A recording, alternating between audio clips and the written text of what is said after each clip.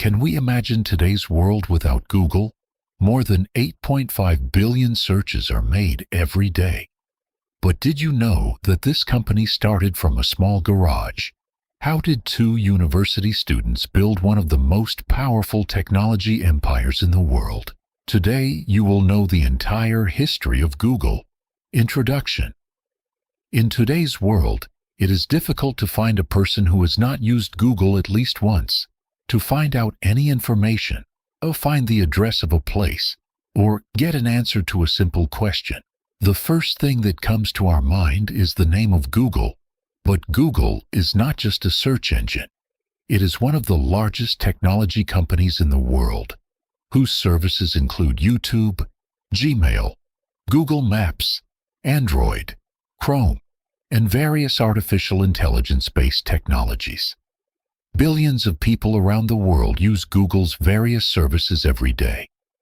Behind this extraordinary organization are two young researchers, Larry Page and Sergey Brin. Their small initiative, which started as a research project while studying at Stanford University, one day changed the world's technology sector. In today's video, you will learn how these two students built one of the world's most successful technology empires from scratch. Google. Larry Page's childhood. Larry Page was born on March 26, 1973, in Lansing, Michigan, USA. He grew up in a family where technology was a part of everyday life. His father, Carl Victor Page, was a professor of computer science, and his mother, Gloria Page, was a computer programming teacher. As a result, Larry was surrounded by computers, technology books, and new innovations from an early age. He started using computers at the age of just a few years and developed a deep interest in knowing how different devices work. He showed extraordinary skills in science and mathematics during his school life. Later, he studied computer engineering at the University of Michigan. It was there that he began to dream of doing something big, a dream that would one day become the basis for founding the world's most influential technology company, Google. Sergey Brin's childhood. Sergey Brin was born on August 21, 1973, in Moscow, then the Soviet Union, which is now the capital of Russia. He was very talented from a young age and had a great interest in mathematics. However, at that time, educational and professional opportunities for Jewish families in the Soviet Union were limited. So, at the age of 6, his family immigrated to the United States in the hope of a better future. Upon arriving in a new country, Sergey quickly proved his talent in studies. He acquired extraordinary skills in mathematics, logic, and computer science.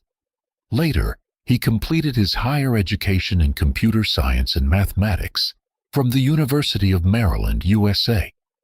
This strong mathematical thinking and deep interest in technology later led him to Stanford University, where he met Larry Page, and from there, the journey of Google began. Larry Page and Sergey Brin first met at Stanford. Larry Page and Sergey Brin met for the first time at Stanford University, USA, in 1995. Both were doing PhDs in computer science, but their relationship was not easy at all at first. They often got into arguments and disagreements on various technical issues and did not agree with each other's opinions. However, over time, they realized that although their thinking was different, the goal was the same: to make the internet more efficient and intelligent. From that realization, they started researching together. The main topic of their research was how to find the billions of information on the web more quickly and accurately. This research later gave birth to the PageRank algorithm, which later became the basis of Google and changed the concept of global information search. Google's birth. Google, from Backrub. Larry Page and Sergey Brin created a search engine called Backrub while researching at Stanford University. Most search engines at the time only showed results by looking at how many times a word appeared on a web page. But Backrub worked completely differently. They created the PageRank algorithm, which analyzed how many quality links a website had and their importance to present the most reliable results to the user. This is why Backrub was later known as Google and quickly gained popularity. The largest search engine at the time, Yahoo, relied mainly on human-created directories, so it took a long time to find information, and the results were not always accurate. On the other hand, Google was faster, simpler, and much more accurate, and this made it everyone's first choice in a short time. Garage startup, Google's first office. In 1998, Larry Page and Sergey Brin were looking for a small space for their new company. At that time, Susan Wojcicki rented out the garage of her house in Menlo Park, California, and from there, Google's journey officially began. That small garage was Google's first office, where work was carried out day and night between a few computers, makeshift desks, and countless cables. The company's first employee was Craig Silverstein, who was a classmate of Larry and Sergey at Stanford University. At first, they didn't even have enough money to buy a server, so they built their first server by assembling ordinary computer parts. A company was born in that ordinary garage, which within a few years became one of the most influential technology companies in the world. First investment and the founding of Google Inc.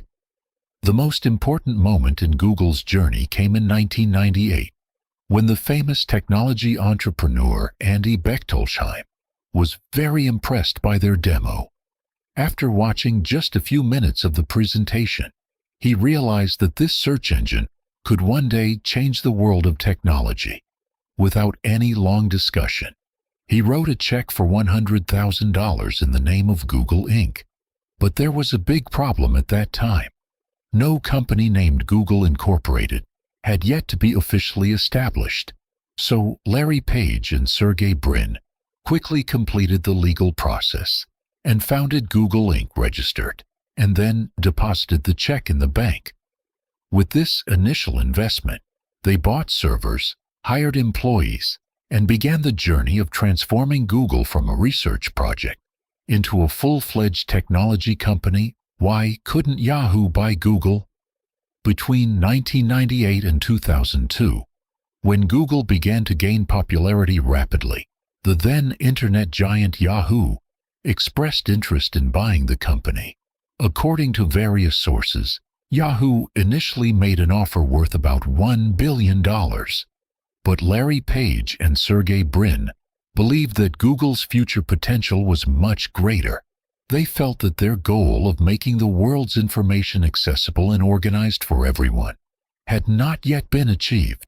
So they rejected Yahoo's offer and decided to independently move Google forward. That decision turned the tide of history. In the following years, Google became one of the most powerful technology companies in the world, and Yahoo gradually began to lose its influence. Today, it is considered one of the most important and discussed decisions in the history of business. Google's explosive success. Google did not stop at being just a search engine. In a short time, it became one of the largest technology companies in the world. In 2004, Gmail was launched, which gained popularity with its large storage and fast email service. Then came Google Maps, which changed the way people travel and navigate. In 2005, Google acquired Android, which is currently the world's most widely used mobile operating system.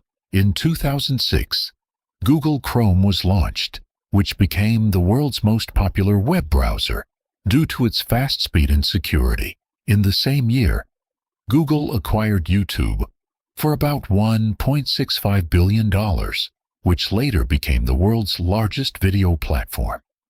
These strategic decisions led Google not only to being a search company, but also to being one of the strongest leaders in the global technology industry.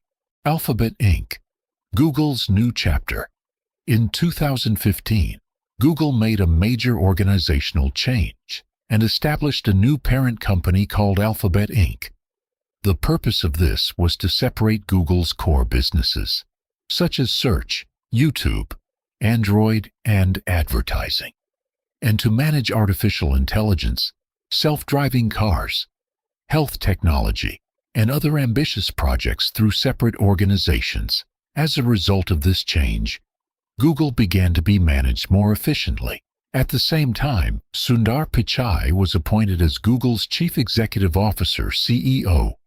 Under his leadership, Google made rapid progress in cloud computing, artificial intelligence, and new technologies. On the other hand, Larry Page became the CEO of Alphabet, and Sergey Brin became the president, where they continued to work on the company's long-term innovative projects and future strategies. Where is Google today?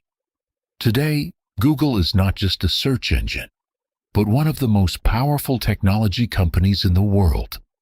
In the era of artificial intelligence, Google created Gemini, which is creating new possibilities in data analysis, writing, programming, and research through advanced AI technology.